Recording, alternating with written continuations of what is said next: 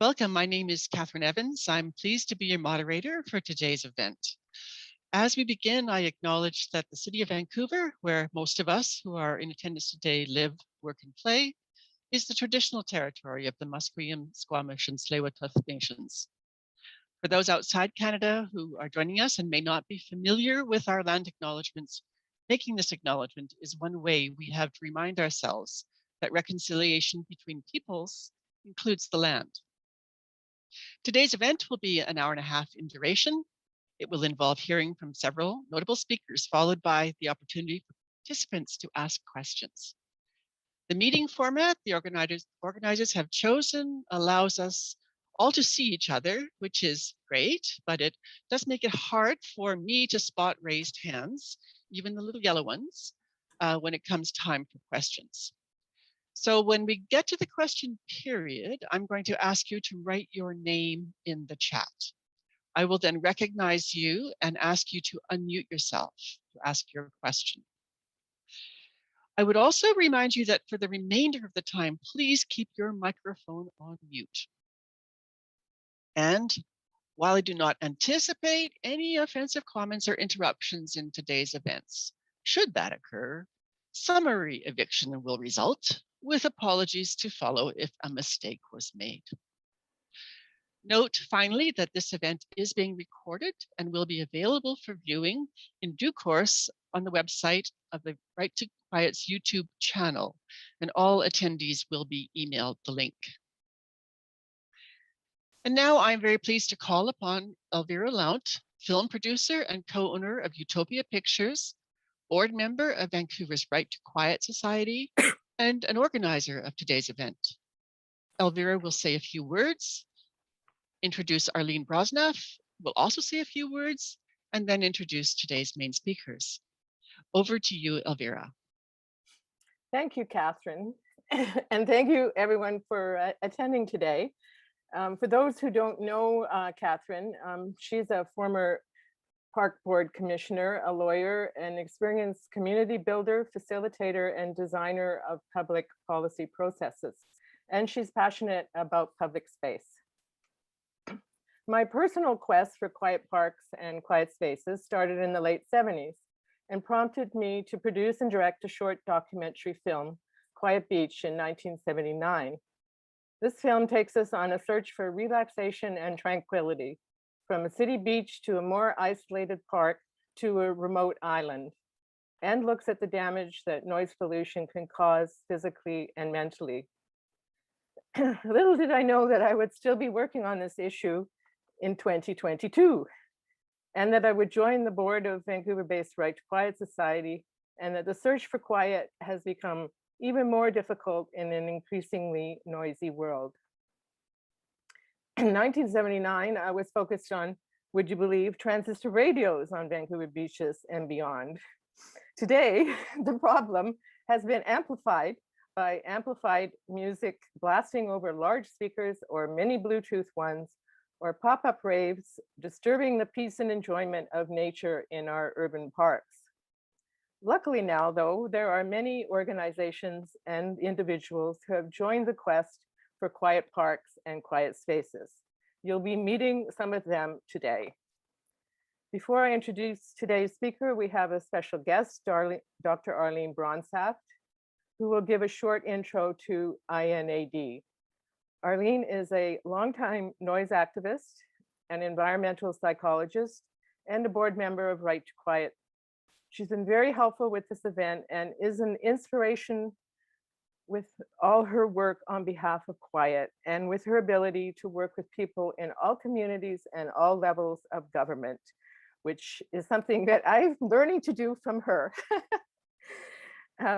She's an advisor to 5 New York City mayors as chairperson of the Noise Committee Grow NYC, and a co-founder of INAD.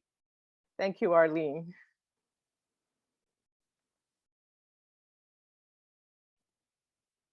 I have been involved, yes, for many years on doing research and writing about the adverse effects of noise on our health and well-being. And my research on the effects of children's learning are considered the landmark studies in the field. Noise disrupts learning. But I soon realized that it wasn't enough to just write and do research. I had to work with communities to become an activist, and I had to work with agencies. And yes, 5 mayors have appointed me to Grow NYC, nothing political, strictly for my expertise. The one group I did work with early on was the Center for Hearing and Communication in New York City. And I worked with Nancy Nadler, who's the Deputy Executive Director of the Center for Hearing and Communication.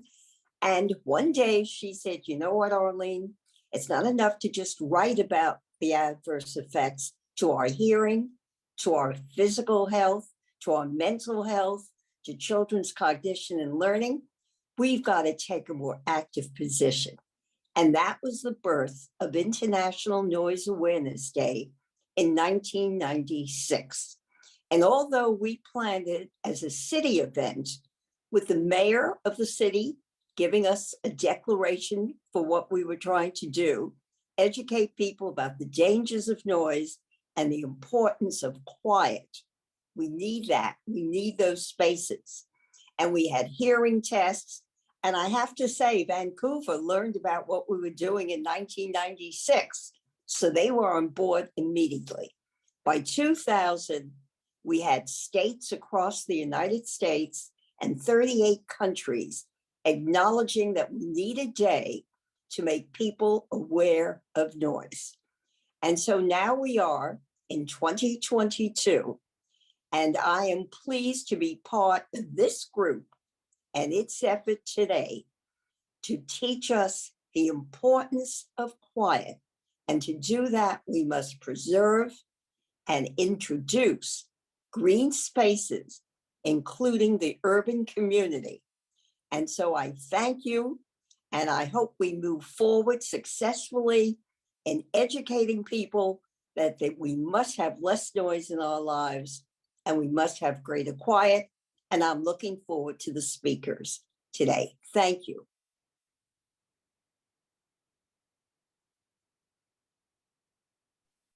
Thank you, Arlene. And I'm now going to introduce the speakers. So naturally, in looking for speakers for this event, I turned to Quiet Parks International website and discovered Ulf Bowman, their executive director of urban parks. Ulf is another inspiring and tireless advocate for quiet and health. In addition to working for QPI, he also works for the city of Stockholm, managing a project called Guide to Silence that has created 11 nature and culture reserves, 19 small parks, and is now producing a manual for how to work with urban green infrastructure. And we are all looking forward to that. And as I discovered yesterday, Ulf is also an endurance athlete, a runner, triathlete, and Ironman ×8, who has worked in health and nutrition. For those who are interested, his personal blog is flownow.se. I discovered our second panelist, Dr. Francesco Alita, through a LinkedIn post by Ulf Bowman 2 months ago about the just released UN Environmental Project report, Frontiers 2022, Noise, Blazes, and Mismatches. Francesco wrote the noise chapter for this UN report, listening to cities from noisy environments to positive soundscapes. He has been active for over 10 years in soundscape studies and environmental acoustics as a research associate at the Institute for Environmental Design and Engineering, the Bartlett University College, London. Our third panelist is David Sadoway. Karl Raab, the VP of Right to Quiet and co-organizer of this event, found David again on the Quiet Parks International page.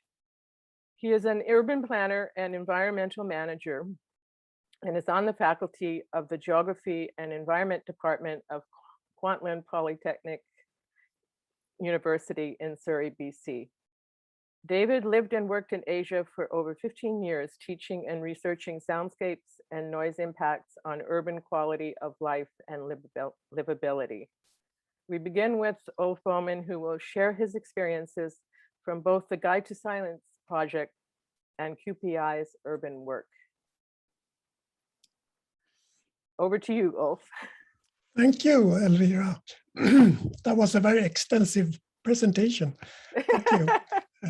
You found out everything. Well, you're about me. very impressive.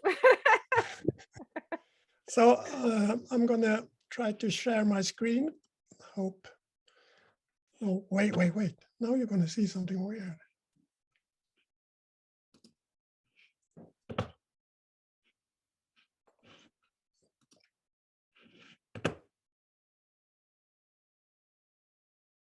I had a drawing looked like from my kids, but I think this is the right. Can you see my screen? Yes, okay, and you can hear me. Like Elvira said, I'm working for Quiet Parks International, and as you all know, it's Gordon Hampton's child, and I've been involved since 3 years back in 2019.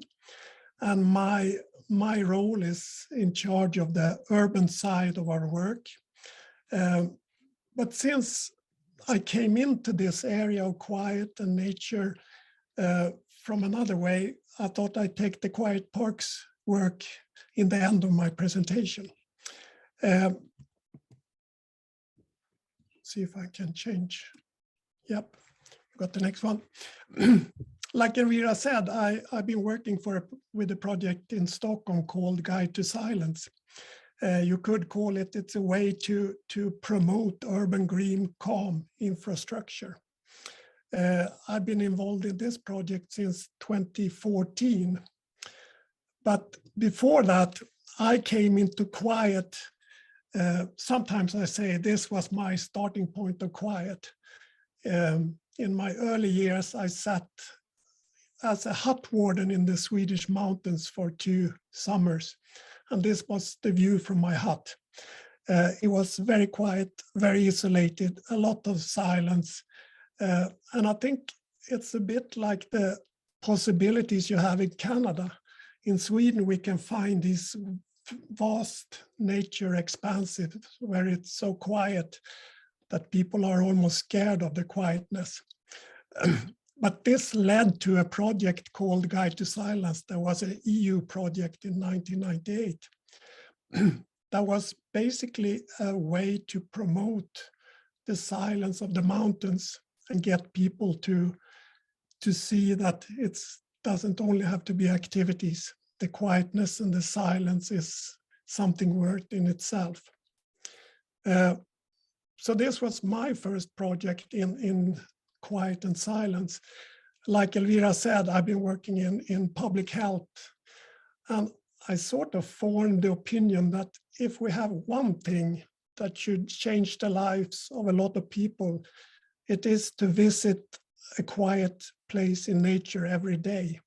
If you could build a habit of experience and being in nature and being in quiet, I think a lot of health issues would be put aside. So in Stockholm, I started working with this in 2014, 2015, and we have a few aims. Our first aim is that every resident and visitor should be able to reach the calm park within 300 meters from their home and work. I'm going to explain how we say calm and quiet. In the same way, all the residents should be able to reach a quiet area in the nature and cultural reserves. But it will take a bike ride or a short trip by bus or metro because they're a little bit further out.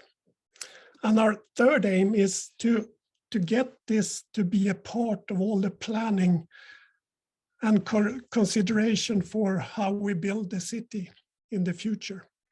So we see it as a way of promote that quiet green spaces shouldn't be only something that the ecologists or the park managers care for, but hopefully also the city planners.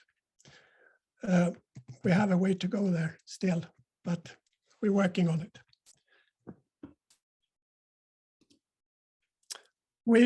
I can just take this short. We have 3 parts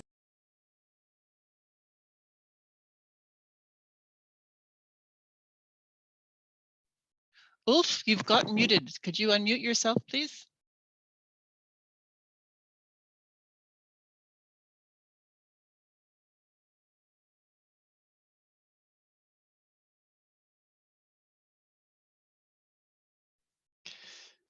Sorry, Ulf, you've got yourself muted. Could you unmute yourself?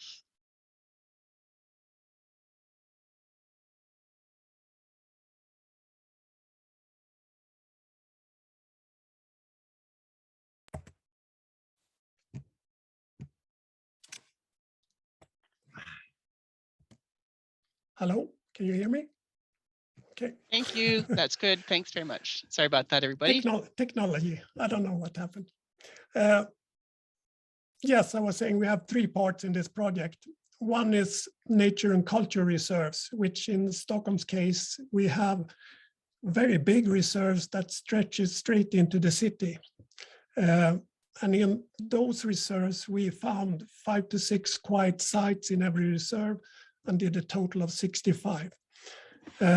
So that was the first part. The second part we was done this summer, last summer, covered 19 small calm parks and green areas inside the city. More of the pocket parks and the hidden parks and the parks that people don't really know of.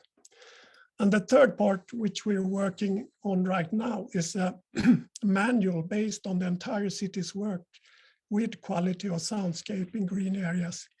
So it's kind of the manual we want to spread among everyone that works in the city.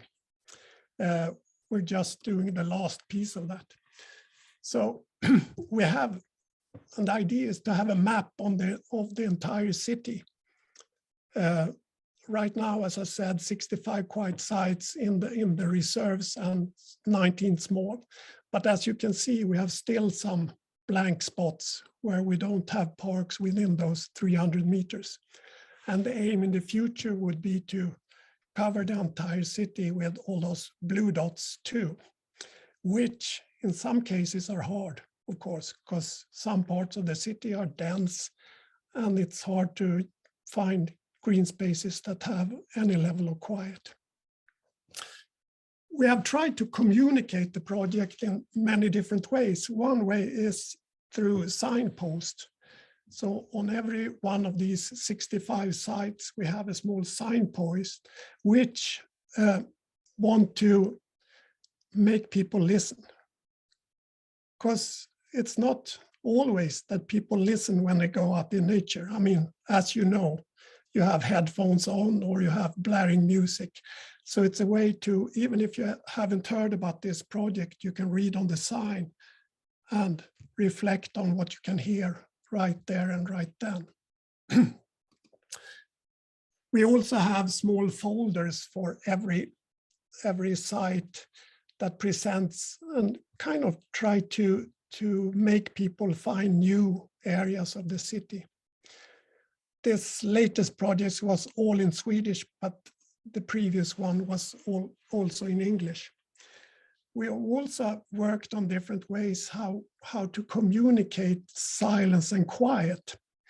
And we have stolen an idea from Norway, where they used noise maps to show people where are the quiet sites inside the park. Because, of course, city parks are never totally quiet. You have the outer edges of the park that are more or less noisy, and you have to find pockets where it's a little bit more quiet. So this is one of our areas, and you see the dark red is over 55 decibels. And the lightest one is under 45. It's also, we try to find a way how to communicate decibels, because decibels doesn't say much to people. We don't have a relationship to decibels as we have with temperature. So we have been talking about bedroom quiet as the very quiet, etc. Heavy rain as the 45 decibels. So this been one of our projects to how to communicate about noise. We have a definition in the EU.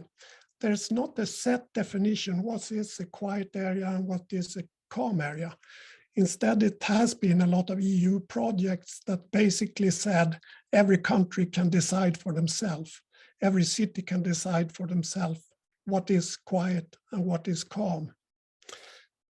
We have chosen to have this definition of quiet in the nature reserves and larger greens areas. It should be sites that offer a sense of being immersed in nature with no or very few city structures visible. The sounds of nature should dominate this place. And we have set a level of 45 decibels and quite few noise intrusions, air traffic, etc. A maximum of 10 per hour. This is based on a lot of studies and research all the way from the 1990s. So we based it on the Swedish experience from quiet. The other thing is calm parks. And it's a part of the park or green area is experienced as calm. It's not the entire park. And we have used, it should be possible to listen to the sounds of nature. And we have used the definition that 50% of the area of the park should be under 50 decibels. So this is our way to try to define quiet and calm, the bigger parks that could offer quiet and the small city parks that aren't ever really quiet, but they can give us a sense of calm. Quick jump. So in the work with Quiet Parks International, we have 3 main areas for awards. And as I said, I worked with the urban quiet parks. We have some nominations in Canada too. The city of Toronto has been active so far.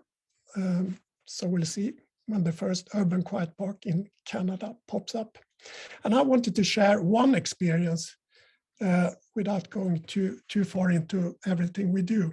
But the idea, of course, is to promote quiet and save quiet, since it's extinct. It goes away, it's harder to find. This fall, I had the opportunity to visit some parks. You know, we've been all locked down up in the world, but we had 2 parks that was in the line for getting awarded this fall. One in Barcelona, Spain, and one in Flanders, Belgium, outside Brussels. And I wanted to mention the park in Flanders, Belgium, because if you want to look into a place in the world where quiet has kind of a special place, you should look at Flanders, Belgium. It's a bit weird in some ways because it's one of the most densely populated area of Europe, and it's not easy to find quiet. But they have one organization called Verbeke that has the role to promote quiet and silence and tranquility. And they work in a very extensive way, and they've been around for 20 years. So they have a long, they work in every aspect of quiet and tranquility. So I just wanted to lift them because there is such a force for good.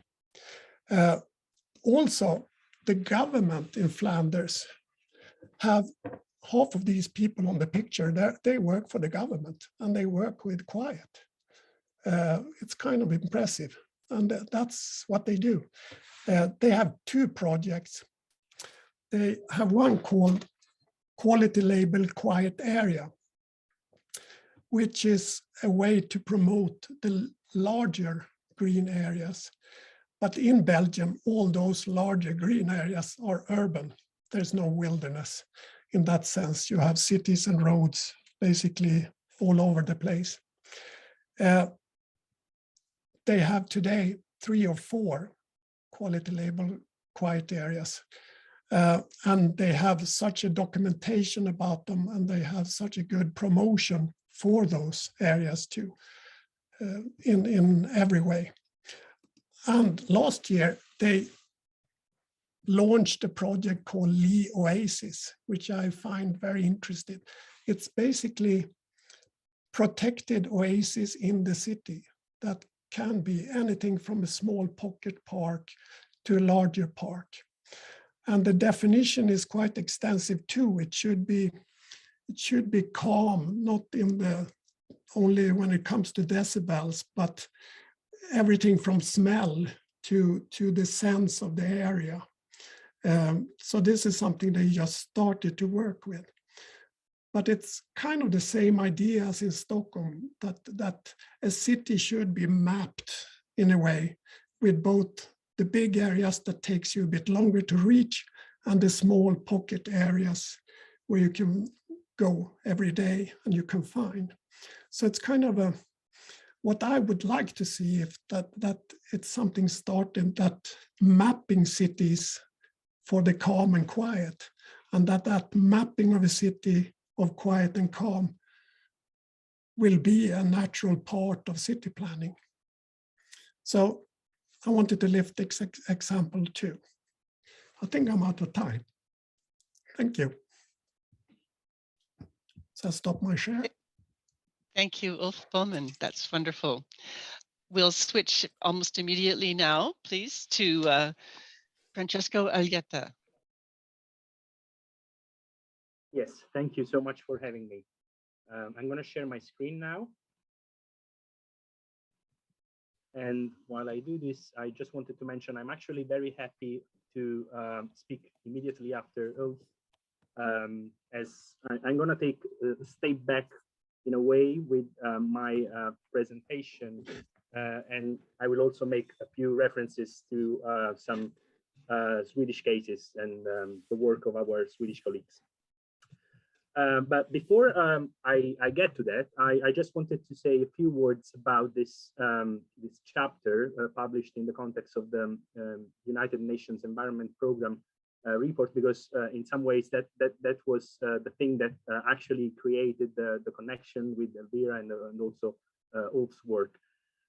So just to give you some context, the United Nations Environment Programme every year publishes this report called Frontiers, Emerging Issues of Environmental Concern, where basically the management of and the editorial office of the UNEP, of the agency, come together to identify areas and themes and topics that require urgent action by governments around the world.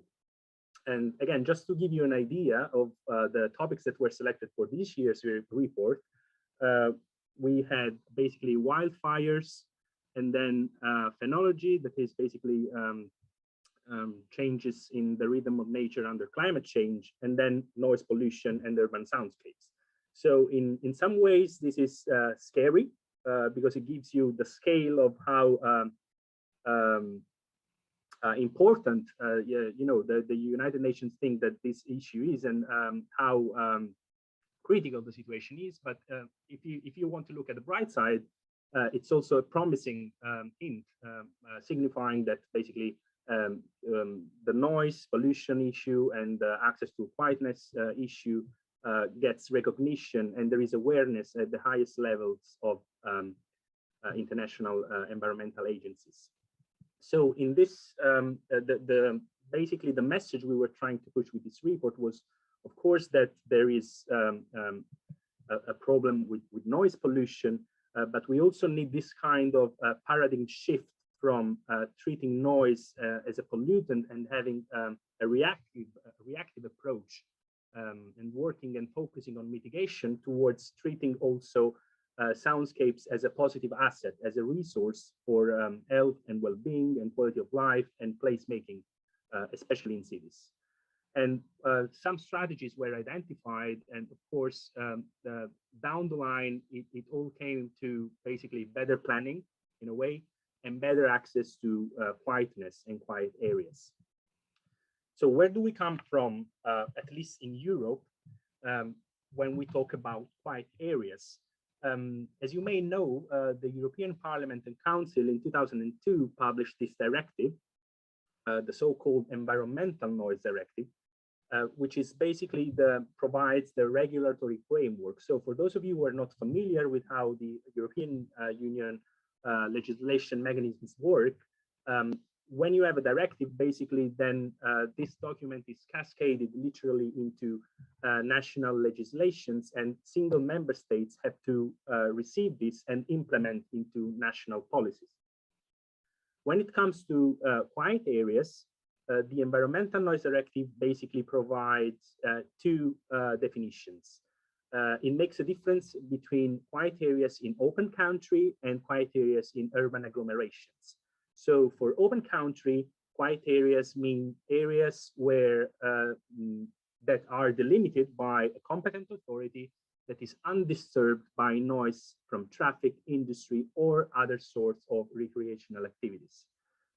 Switching to urban agglomerations, quiet areas mean area delimited by the competent authority, once again, for instance, which is not exposed to a value of LDEN, which is one typical noise indicator here in the European Union, or another appropriate noise indicator greater than a certain value. So they establish a threshold that is set individually by each member state and refers to any kind of noise source. So as you can see, the definitions are, of course, quite general and vague, and leave a lot of room to interpretations by the single member states. So there is a lot of politics involved also in how these criteria are identified and how these definitions are set. For this reason, actually, a lot of research efforts also went into how we define quietness and calmness, and how we what are the best criteria for doing that. And some agencies of the European Union, and in particular the European Environment Agency, also had to follow up to provide some extra guidance on criteria. So I want to mention here two main documents. First one actually published after the other one I'm going to mention, but was published in 2016, and it's called Quiet Areas in Europe, the Environment Unaffected by Noise Pollution. And it's a technical report, and here there is a focus on the open countryside, so the rural context. The big contribution that this report provides is introducing the Quietness Suitability Index, also called QSI, which is basically, I'm trying to summarize this here. It's kind of composite indicator where there are several dimensions involved, from land use to distance from main noise sources like road infrastructure and so on. So as you can see, it's a very much large scale approach to quietness in a way. And in the document itself, you will find maps, as I said, at large scale for Europe here, and ironically also for United Kingdom, which is now no longer part of the European Union, but there you go, you have national maps for each member state. So as I said, this is a very much a large scale approach to quietness, which doesn't necessarily reflect what we need in cities. And for this reason, there was another document which was actually published before this one in 2014, again by the European Environment Agency, called Good Practice Guide on Quiet Areas. And here, the focus is mainly on urban agglomerations. So what this document does is basically, having been published in 2014, which is basically, back then it was 10, 12 years after the publication of the main Environmental Noise Directive, this document was basically looking back at the past 10, 12 years and reviewing the approaches that the single member states had implemented nationally. And here I reported just a few tables. I'm not going to go into the details of this, but as you can see, it's very much a review of national approaches. And you see a very broad spectrum of approaches, both in terms of threshold levels, different indicators, and again, different levels. So what is quietness for Germany is not the same thing as quietness for the Netherlands or other countries or Italy. And there are also some issues related even to the cultural understanding of quietness in the first place. And this is something that Ulf also mentioned when it comes to making the difference between quietness and calmness. So even the translation of this European document into different languages is sometimes not ideal. And the very concept of quiet areas, for example, in Italian, is translated as area silenziosa, which literally would be silent areas. So you see, even by translating in a given way, you already set the direction for how the concept should be interpreted. Something else that this report does is basically summarizing, as I said, reviewing, summarizing the main methods that the member states have used for identifying quiet areas, and eventually comes down to 4 main approaches.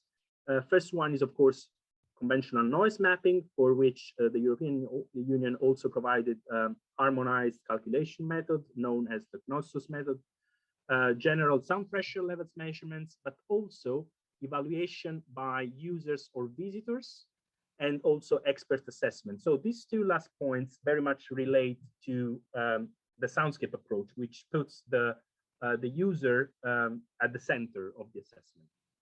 The general conclusions of this report, however, are that the concept of quiet areas on its own is still under development. So it may be too early to determine what is preferable in terms of quietness. And in the near future, it's unlikely that any single criterion will be identified.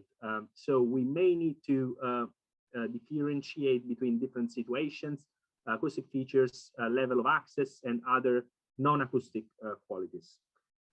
So the recommendation of this report is basically that a combination, so none of these approaches should be used as a standalone method, but there should rather be a combination of these methods. Going back to some research, and again,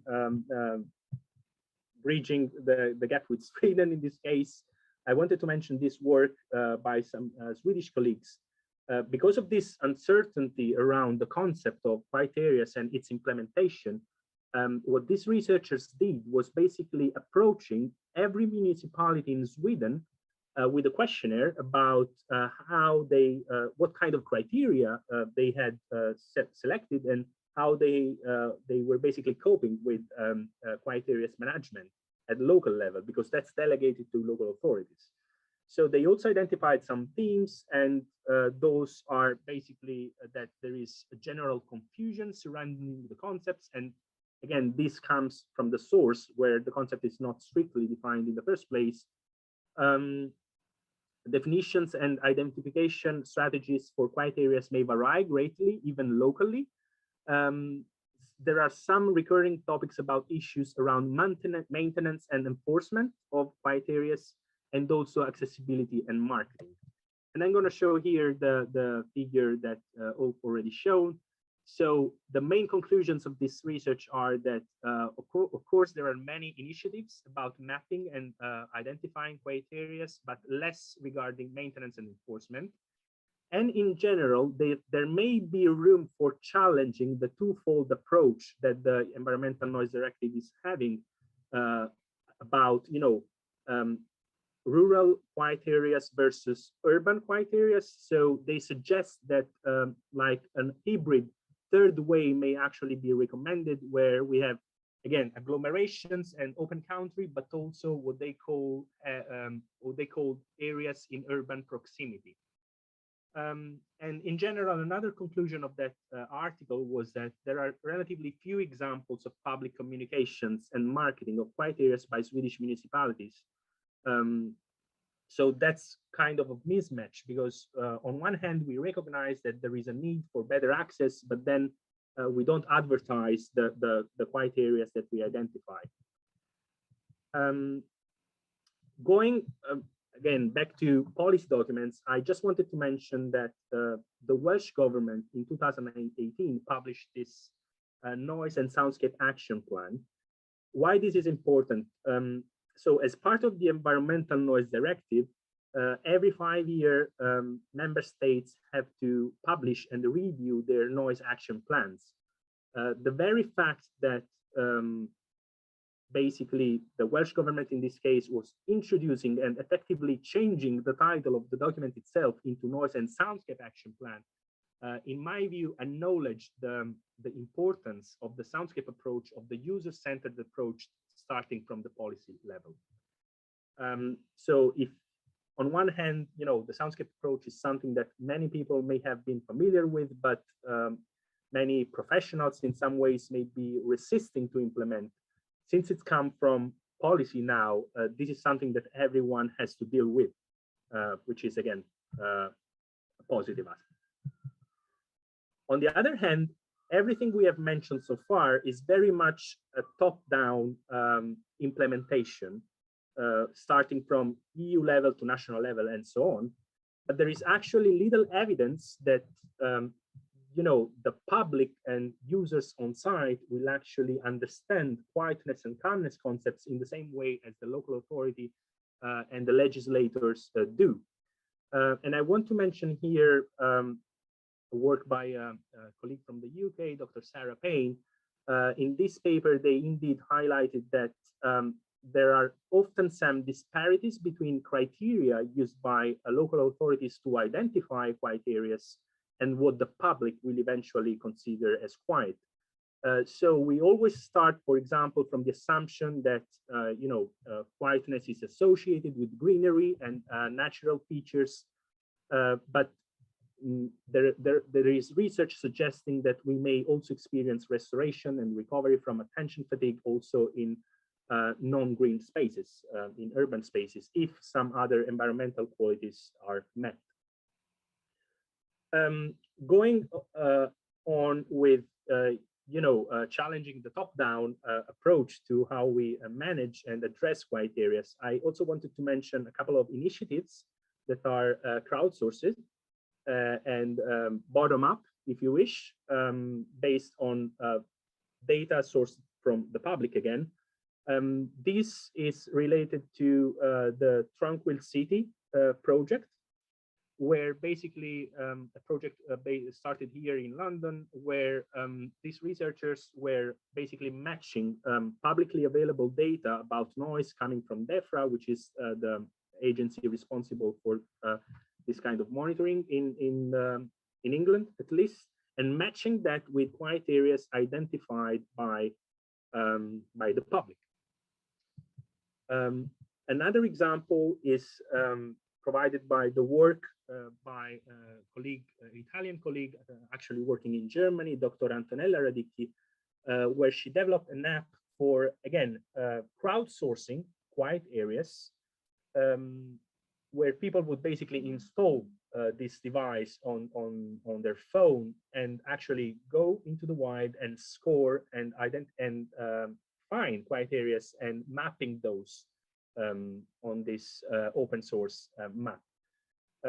I think this example is particularly important because, to the best of my knowledge, is the first case where this kind of citizen science-based approach and crowdsourced approach actually made it into policy, because the data provided and gathered via the Hash City Hub developed by Antonella Radicchi was actually taken on board by the Berlin Senate in 2019. And this is again the Berlin Noise Action Plan for the 5-year round from 2019-2023, where the Hash City Hub informed the process of identifying quiet areas. And you can clearly see this here, where you have this overlap. You have these two layers where you have, you know, these areas in green and brown that were those identified with conventional criteria that defined by the local authority. And then you have this being matched with spots and areas identified by the public. And in blue and red, you see the blue dots are the quiet areas that were already identified by the local authority, but the red ones represent actually quiet areas that the public considers to be quiet, but the conventional noise plan, let's call it like this, would have missed. And the Berlin Senate in this case was enlightened enough to actually take on board this data. So you have, again, a participatory approach that directly feeds into policymaking. So I just wanted to mention this to conclude it, and I look forward to the open questions.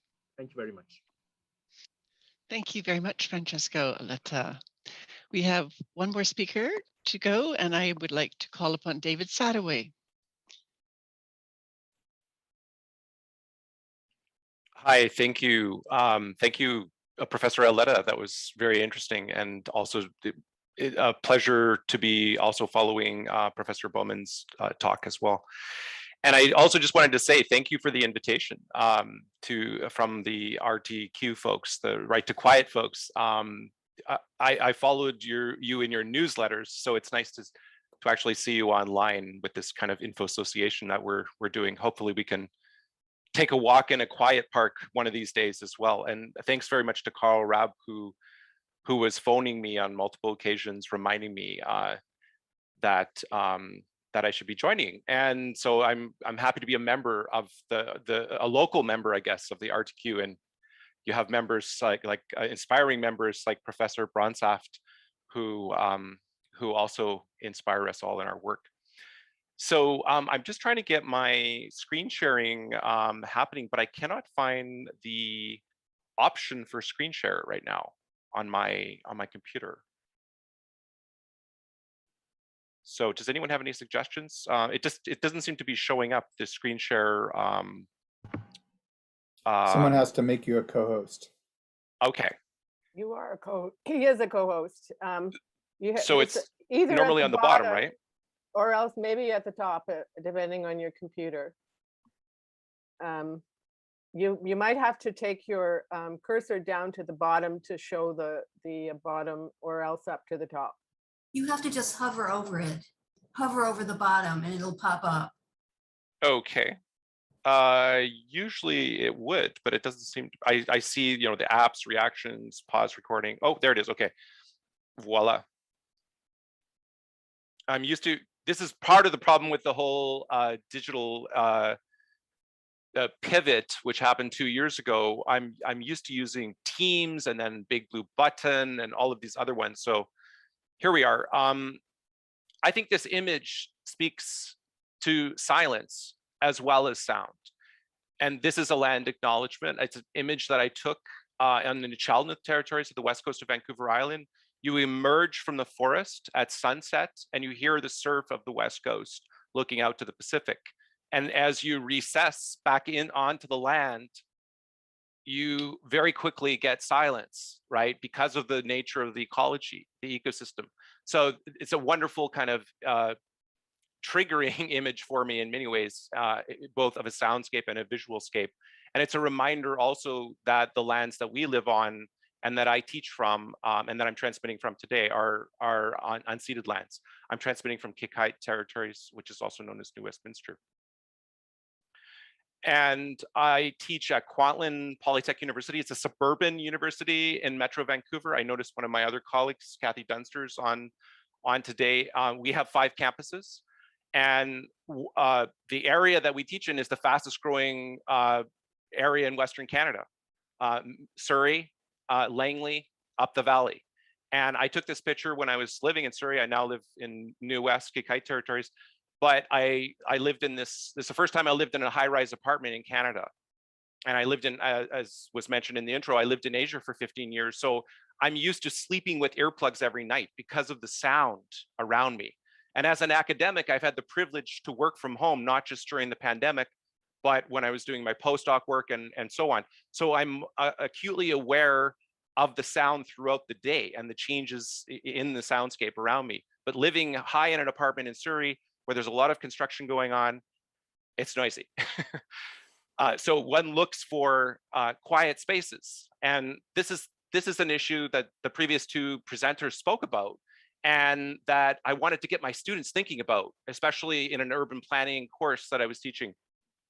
I was lucky enough to join to join the Quiet Parks International group, and they encouraged me to sort of start thinking about, well, what might be candidate parks in Metro Vancouver? And they kind of thought I was in the city of Vancouver, and I said, no, Metro Vancouver, right? People make this mistake all the time. There's 21 municipalities in Metro Vancouver. City of Vancouver is one of those, right? So I encourage us to keep thinking on a metro level, right? Because the scale of the soundscape, as we learned in the previous presentation, is not just regional, but even beyond that.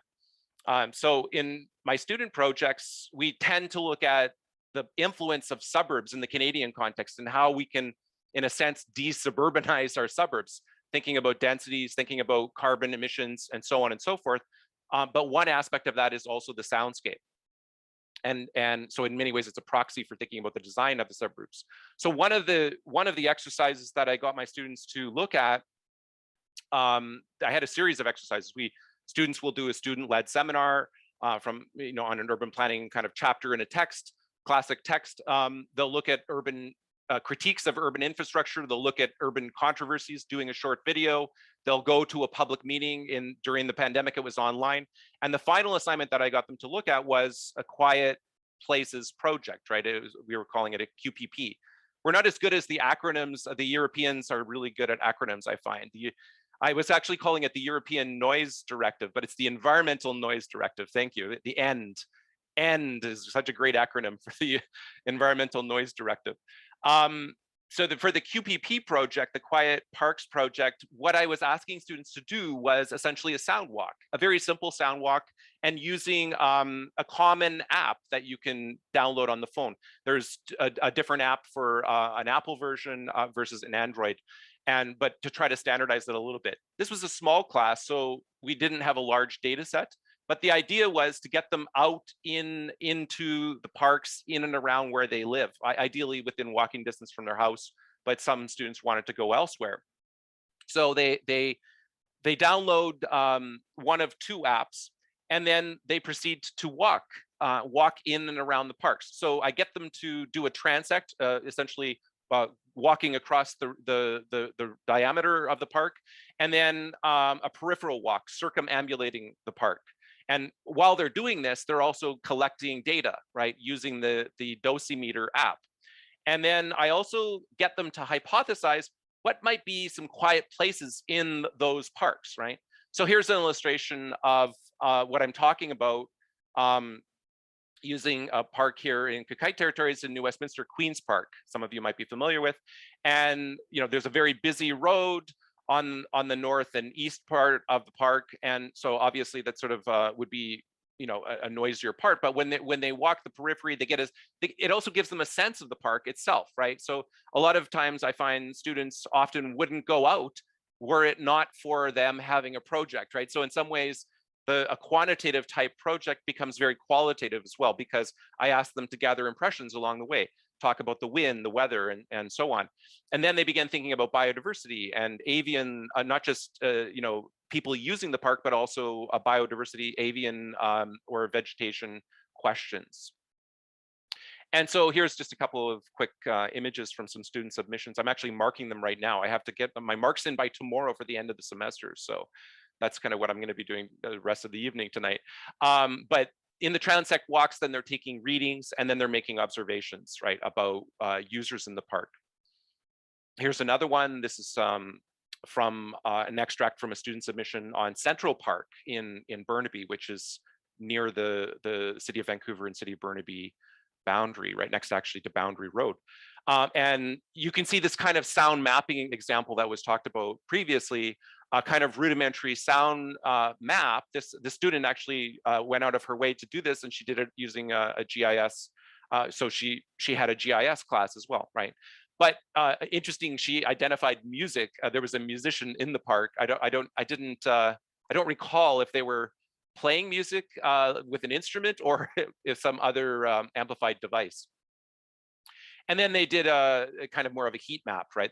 The noise map. So you can see the cooler tones, the lower decibel towards the center of the park. And those of you who know Central Park know that there's some amazing trees actually in the center of that park. And so in terms of biodiversity, we're hoping to keep that preserved as well, right? So I think in terms of conclusions then, I think some of this work and some of my own work, I previously had done work as an urban planner in Singapore on soundscapes in an equatorial city. In Singapore is an island city state, and it has a very different soundscape and sound signatures than what we would encounter in Vancouver. But moving from Singapore back to Metro Vancouver, back to this part of the world. Now I'm kind of doing that comparison that Ulf talked about, when he went from Sweden to Belgium, right? And I think those comparative experiences are very important. One of the things is thinking about it as not just a Vancouver-centered problem. A lot of the politics in Metro Vancouver tend to be Vancouver-centric. And whatever the issue is, I've noticed that in the media coming back. And I keep saying to my Vancouver friends, hey, we need to think about housing at the metro level. Hey, we need to think about congestion pricing or the growth of road traffic at the urban level at the regional level because of what's happening in the suburbs, right? Thousands of new cars are coming onto the road, and they're coming into Vancouver, not because of growth in Vancouver, but because of growth in the suburbs. But that affects all of our soundscape, right? And so we're all connected. Also the global, the local, in a broader sense, this metaphorical triple crisis that we're facing, add to that warfare, but the quadruple crisis, I suppose, climate change, biodiversity loss, and pollution impacts on human health.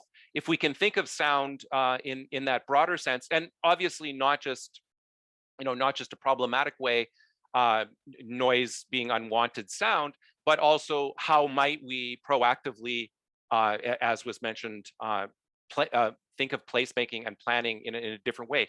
Part of that is also justice, right? What I like to call sonic justice, right? A lot of the impacts of deleterious sound are often, often faced by renters who cannot rent in a quiet neighborhood, but rather are stuck on major arterials. And that has other quality of life concerns, like exposure to air pollution, noise, and light pollution, right? Like I like to say to my students, roads in many ways are like horizontal smokestacks, right? But they're also these noise generators, right? So if we can think of these in cross-cutting ways, I think that in terms of the problem and the analysis, I think the solutions are also in many ways can be solved in a cross-cutting way, and sometimes legally, right? So yes, awareness of sound is I think the fundamental point that we all agree on, but I think also broadening the awareness and thinking more holistically about it is also crucial. So thank you.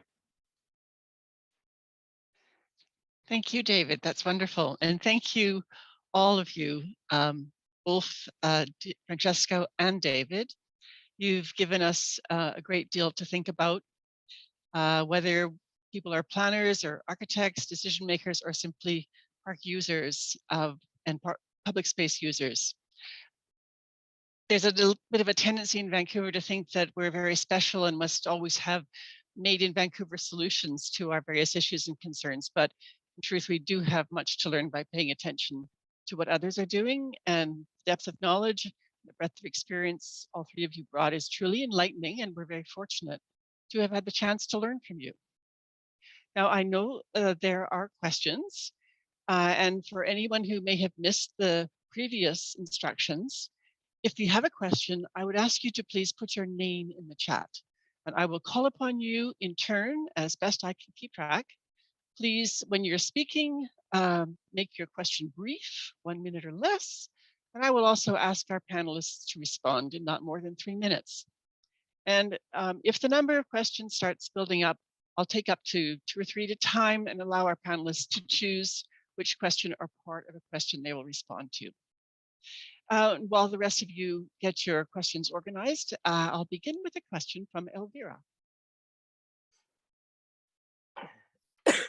That was great. Thank you very much.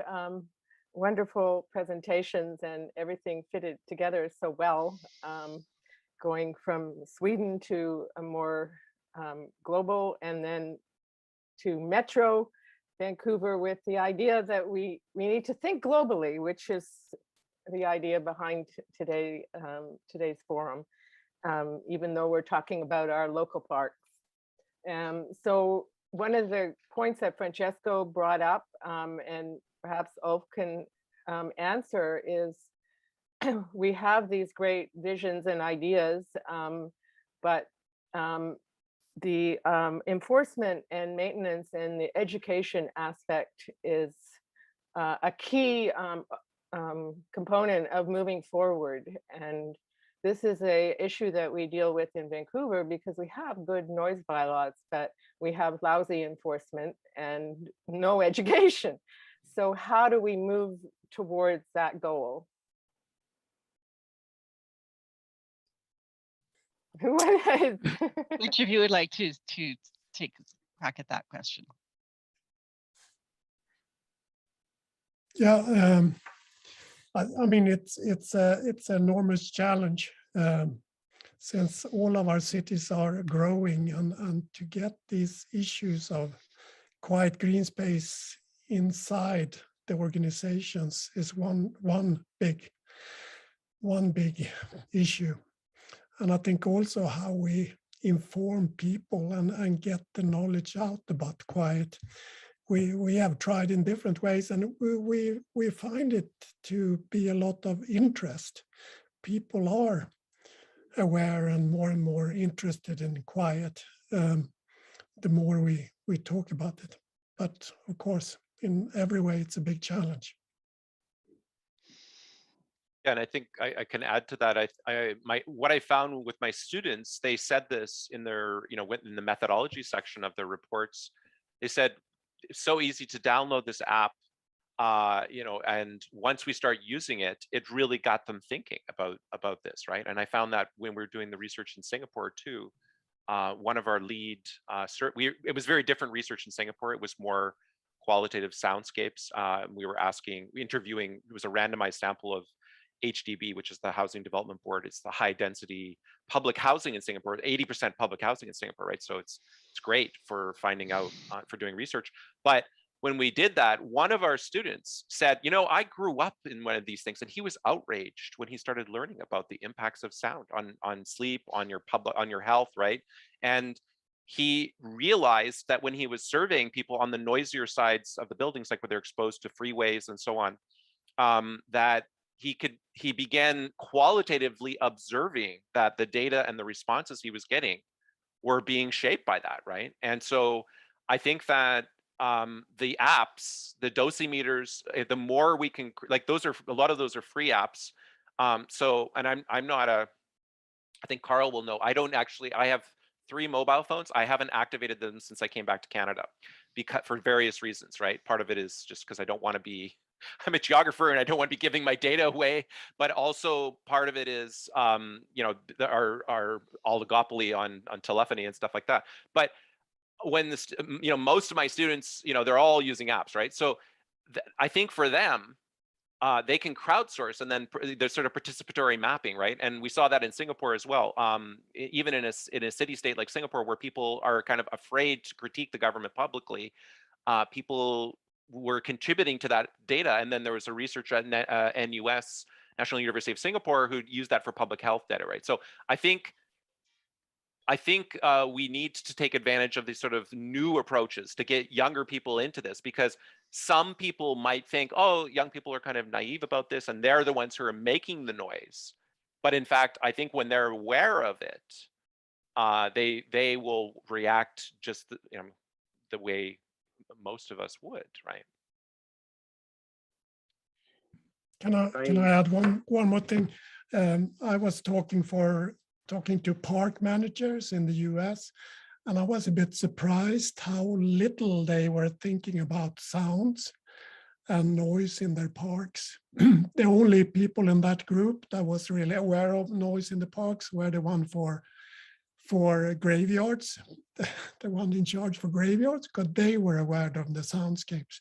So I think we kind of, to especially introduce soundscapes into green areas, it's kind of a new thing, even that you should think it would be natural. Thank you. Francesco, did you want to add one Yeah, little bit? Yeah, I just wanted to say, in terms of getting people to listen to the argument, not to the soundscape in this case, from my experience, making the link with the health is crucial. So when you start presenting people with numbers and data where you show that noise exposure to noise, higher noise levels may cause up to 12,000 premature deaths in Europe only, and up to 48,000 cases of ischemic heart disease.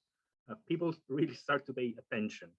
And I think that in Europe, at least now, this concept is now well rooted about the the negative outcomes. What we should be working on now is probably also making a case for the positive health effects in terms of quality of life that positive soundscapes can provide. Thank you. Okay, thank you. I'm going to ask James McIntyre to unmute himself. He put a question in the chat earlier, but perhaps James can speak the question, and then I will go to Maureen Connolly after that.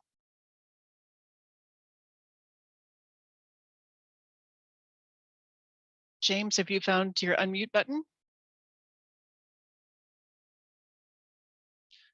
If not, we'll go to Maureen Connolly right now. Okay, thank you. Wow, what a great series of presentations. Thank you very much. I'm very pleased that I have found a space, albeit on a computer, to interface with all of you.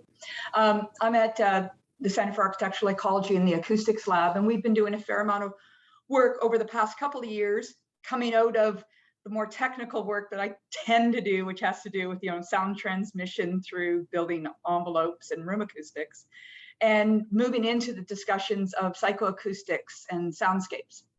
So I do have two questions based on some of the projects that we've been doing. We endeavored to map part of Burnaby and the Burnaby campus, and then apply against that the tranquility ratings that have come out of Pheasant and the work with that group in England. So Francesco, we're really finding this whole discussion of the bimodal prediction a little bit off as it applies to our urban context. And part of it is because we have, and what they have tended to move towards is looking at natural cultural figures as an association that works better with the concept of, let's say, quiet or tranquility. But what, I guess what my question is where do you see that going? And when you're working towards moving this forward with, let's say, city politicians, to put everyone in a bag, how are you interfacing the concept of tranquility being a bimodal perception? May I? Yeah. Thank you very much for this point, Maureen. Yes, I'm familiar with the model about tranquility, the tranquility rating prediction tool by Pheasant, Watts, and Horoshenkov, if I'm correct. Yeah. I think, from my point of view, that kind of model is a milestone because, as you said, it acknowledges that basically our perception of tranquility and calmness, in a way, depends on both auditory and visual stimuli. And I think that's also the great merit of the soundscape approach as a whole, acknowledging the importance of context. From my point of view, when it comes to, as you say, like interfacing then with policymakers and designers even, I think actually that kind of models, that kind of equations is the perfect tool to speak to them, because what that kind of model does is effectively providing a design tool, a prediction tool. So that's something that you can potentially engineer as a design. So from my experience, also with classes and with engineers and architects, that's the kind of argument that they are mostly receptive to, because if we talk about soundscape characterization, that's fine. They understand, they recognize the importance about characterizing the status quo. But then the question they always come up with is, okay, how do we translate that into design?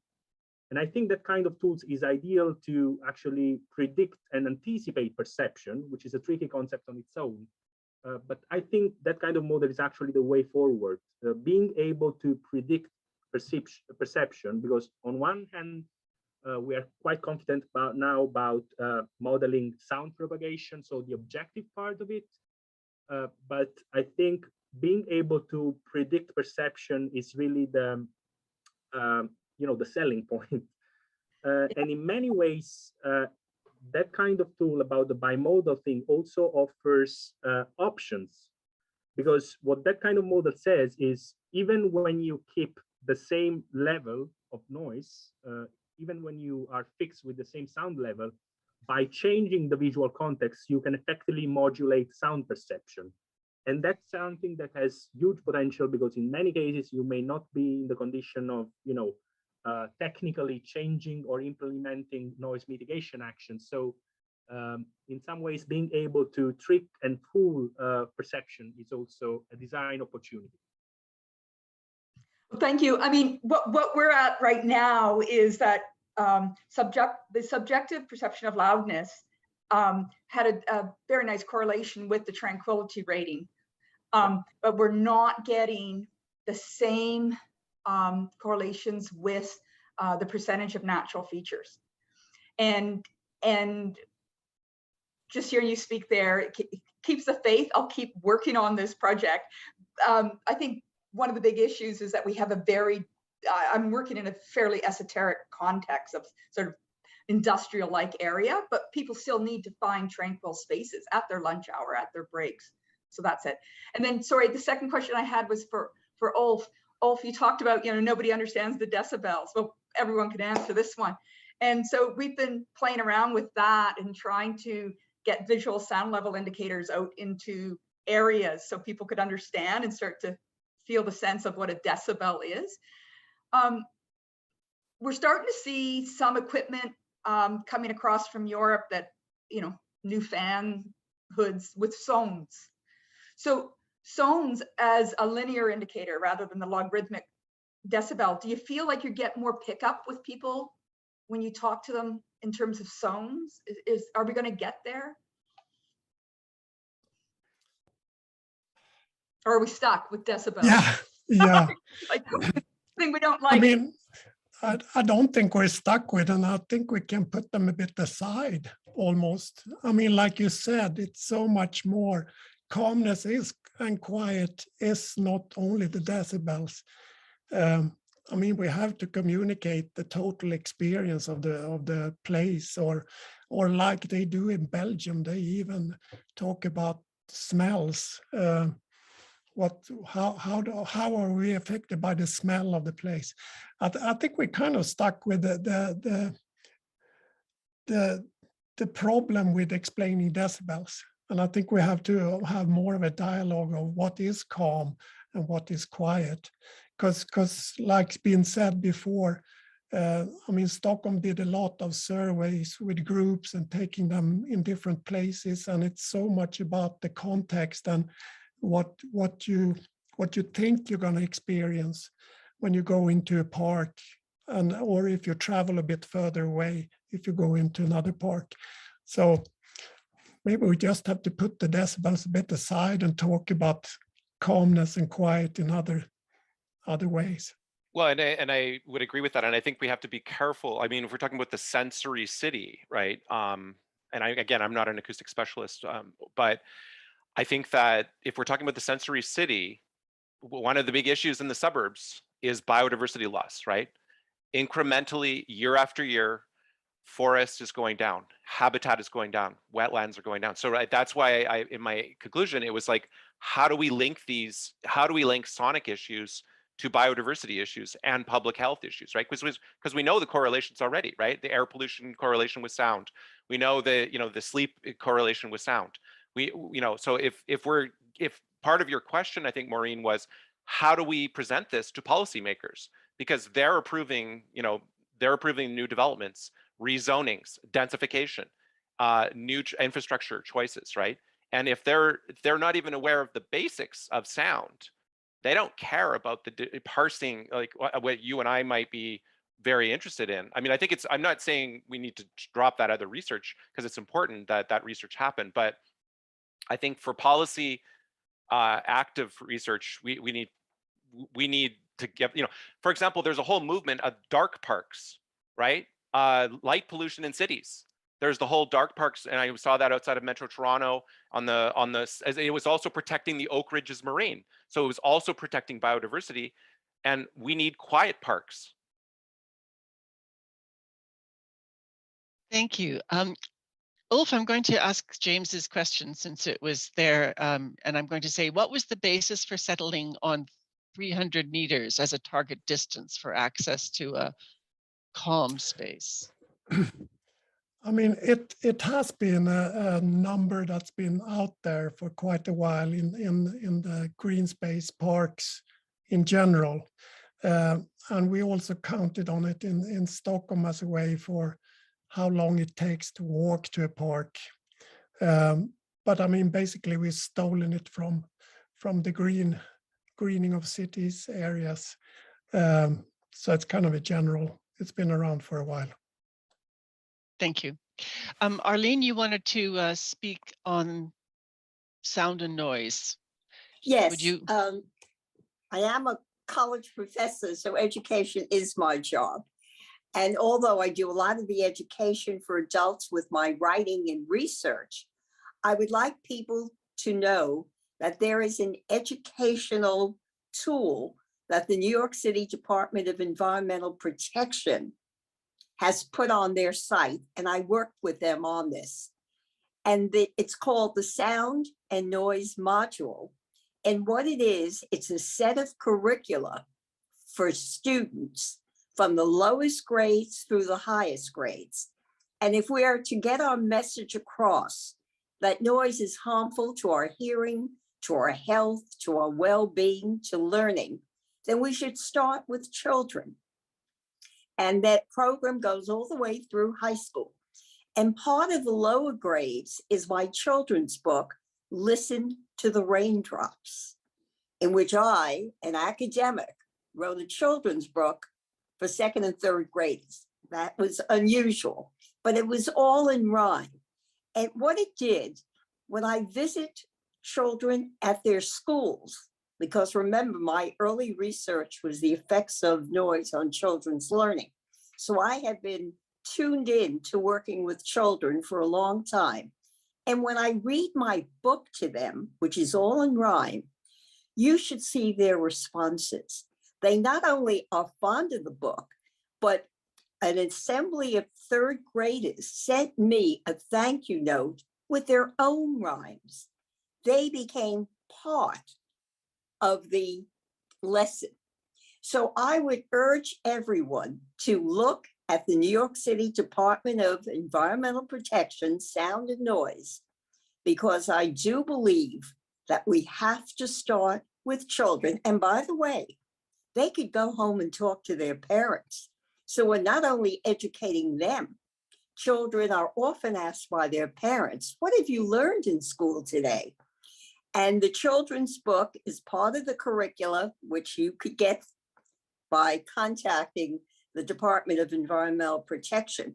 But that's key, education.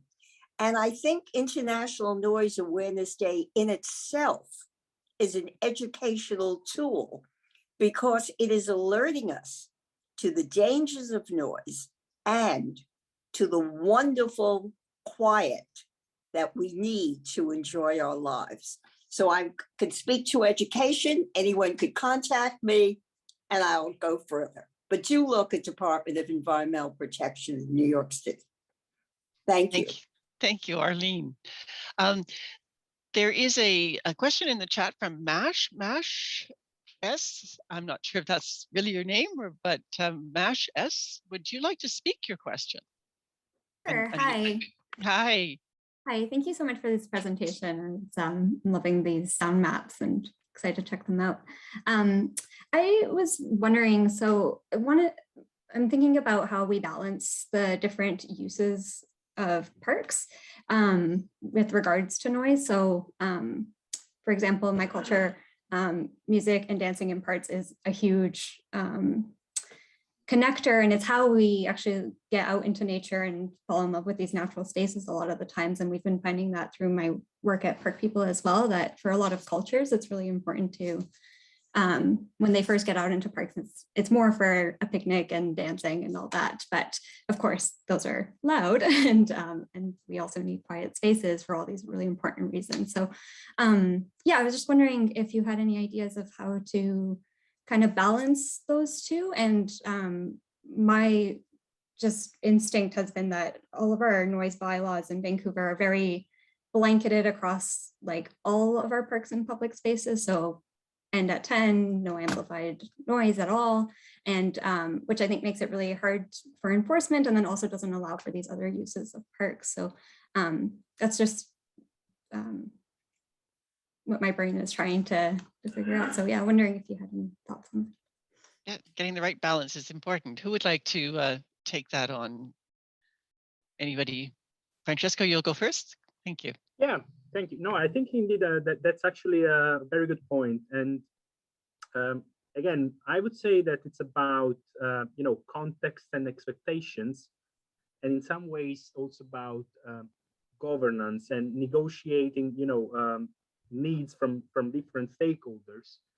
And when it comes to governance, I'm going to give an example again from our Swedish friends. I'm a big fan of what our Scandinavian folks are doing up there, as you can see.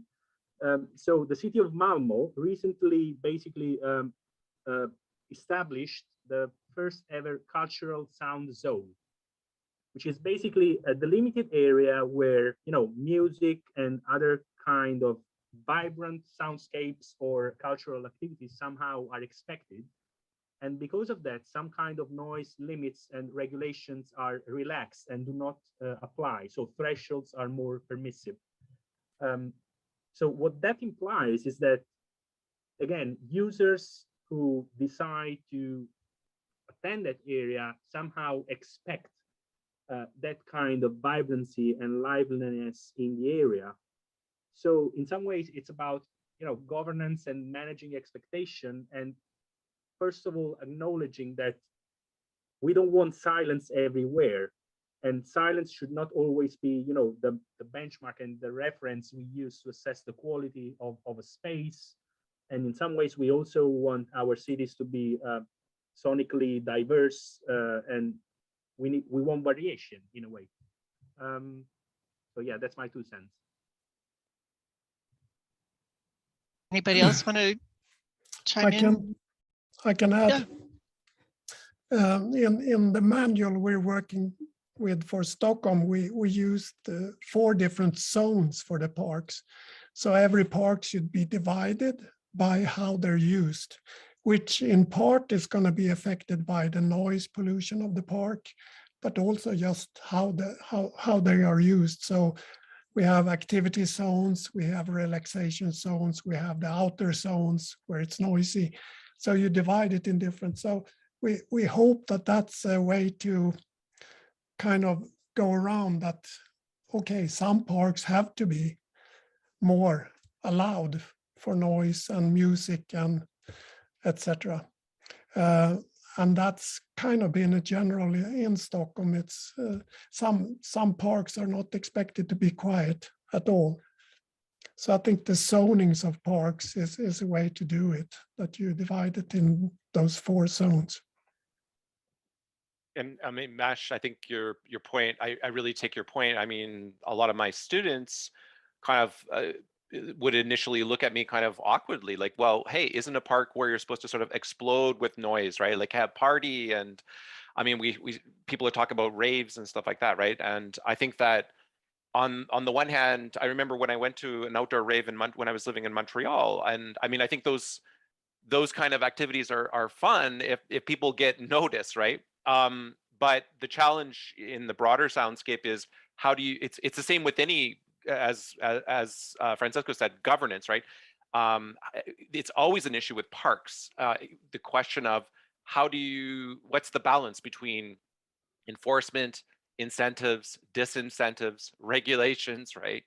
I'm sure Catherine could speak more about that, but I think that, here in Metro Vancouver, where the areas where growth is happening, that's where the areas where you're going to get the most friction, right? And of course, the so many different parks, right? If we're talking about more wilderness-oriented parks, if it's the Metro Vancouver park system, say Pacific Spirit or Lynn Valley Headwaters, versus a small urban park, actually there's different kinds of frictions that can occur there, right? So I was saying to someone how I was triggered. I don't own a car. My boyfriend has a car.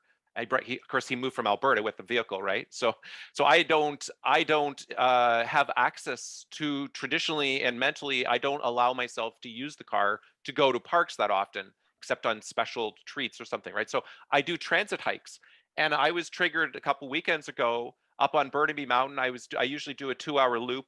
I get to the open area where you can see down to the city, and someone was flying a drone in there, and I just at that moment I just couldn't handle it. Like, I just flipped out, right? And I mean, I tried to not create one of those, Trump or whatever you want to call it, anti-vax, pro-vax conflicts, but it was very, how do you just know, I'm going to be a bit of an anarchist. I don't like to defer to the authority to say, you're not following this law. I'm going to call the police or the parks board manager. I like to talk it out myself. But these days, it seems that it's kind of, people are afraid to do that, right? It's like, well, is someone going to attack you if you talk it out, right? So I think that's always the issue with noise. It's in Singapore, Singapore is very dense. Before this, I was talking about Vancouver, but in Singapore, everyone's living in apartment buildings, right? It's more like Manhattan or Hong Kong, where I was also living. And I think that there, the soundscape situation is very different, right? In Singapore, it's different. There's different cultures for sure, but there's issues upstairs, downstairs, beside. So people getting away to parks really have certain expectations about what they want in the park. So I'm not really answering your question, Mash, I don't think, but it's complicated, I guess. It is, and thank you for pointing the cultural differences too. I remember visiting in some cities in China, and every day the dancing was happening, in a really big way, and it was wonderful. Not in all parks, of course, but it's a wonderful use of parks too. We're coming towards the end, and I want to make sure that people know that they can sign up for the noise letter at quiet.org. If you haven't done that already, go visit the quiet.org website, and you can sign up for the noise letter and learn more about Right to Quiet Society. And I'm not sure we have any questions any people are putting things in the chat and sort of talking to each other. I'm not sure if anyone wants to bring any of that to the fore. And this would be the time to do it, because if not, I will bring this wonderful, wonderful event to a close. So thank you again very much to Ulf and Francesco and David for giving us such great insights from your experience and knowledge. Thank you, Arlene, for your inspiration. And thank you, Elvira, and to Karl, today's Quiet Parks and Quiet Spaces organizers. This ends today's meeting. Thank you all for coming. I will invite everyone to leave except for the speakers and organizers, who will have a very short conversation following the end of this meeting. So goodbye, everyone, and thank you very much for being here.